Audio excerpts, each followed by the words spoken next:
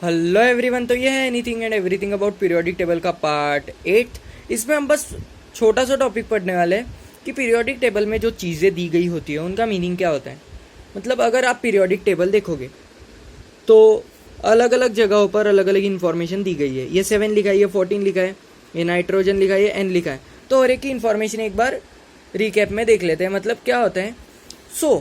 जो left most side में top में जो लिखा होता है, what does it indicate? It indicates atomic number. तो एटॉमिक नंबर होता क्या है? तो एक बात याद रखिए, the number of protons present in an atom और number of electrons present in an atom. तो नंबर ऑफ इलेक्ट्रॉन्स हम एटम में कह सकते हैं बट आयन में नहीं, ये बात याद रखिए। तो जनरली याद रखना हो तो the number of protons present in the nucleus of an atom constitute the atomic number of an element. जैसे कि टाइटेनियम है, इसका जो एटॉमिक नंबर है ये 22 है, मतलब इसके न्यूक्लियस में 22 प्रोटॉन्स है।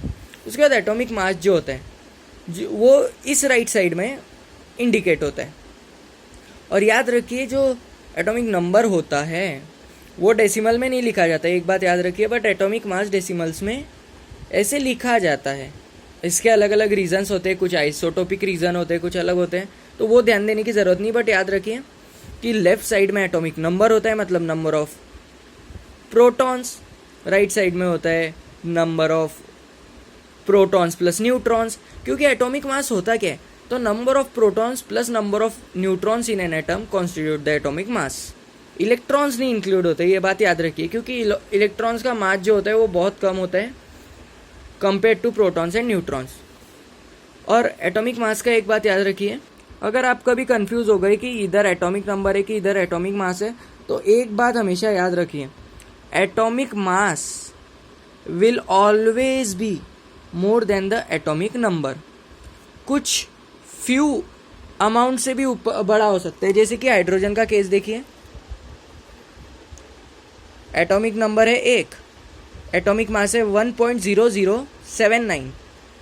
तो इससे देख सकते हैं हम कि हर एक केस देख लीजिए बड़ा ही आएगा। सो याद रखिए, अगर आप कंफ्यूज हो गए तो एटॉमिक नंबर एटॉमिक मास से कम रहेगा।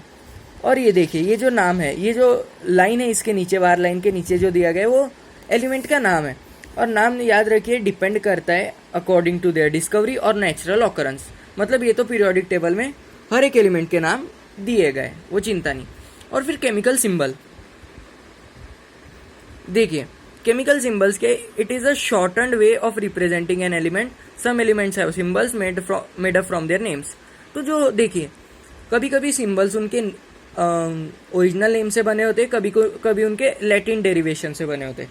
जैसे कि सिल्वर और गोल्ड। जैसे कि गोल्ड जो है उसका जो होता है हमारा सिंबल वो AU होता है, क्योंकि उसे औरम भी कहा जाता है, वो अलग लैंग्वेज से आया होता है।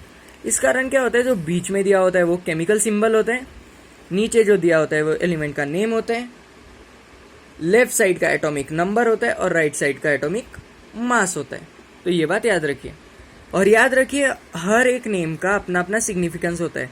जैसे कि कभी कभी क्या होता है, एलिमेंट्स अपने प्रॉपर्टीज या फिर अपने डिस्कवरी या फिर अपने साइंटिस्ट के इन्वेंशन के नाम के द्वारा भी जाना जाता है। जैसे कि titanium named after titans ancient Greek gods of incredible strength. तो टाइटेनियम जो है ये टाइटन्स जो थे एंशियंट ग्रीक के, मतलब एंशियंट ग्रीक के गॉड, उनके नाम से मतलब डिराइव किया गया है, या फिर हम कह सकते हैं उनके ट्रिब्यूट में दिया गया है, क्योंकि उनकी स्ट्रेंथ जो थी वो ऑलमोस्ट इन्फिनिटी के बराबर थी, हम ऐसा कह सकते हैं। मतलब इनक्रेडिबल स्ट्रेंथ थी उनकी, इसलिए। तो ये बात याद रखिए। तो यही था इस पार्ट में, बहुत छोटा पार्ट बना, but I hope you love the video. Keep watching, keep liking, keep subscribing और प्लीज़ अपने दोस्तों के साथ शेयर करें।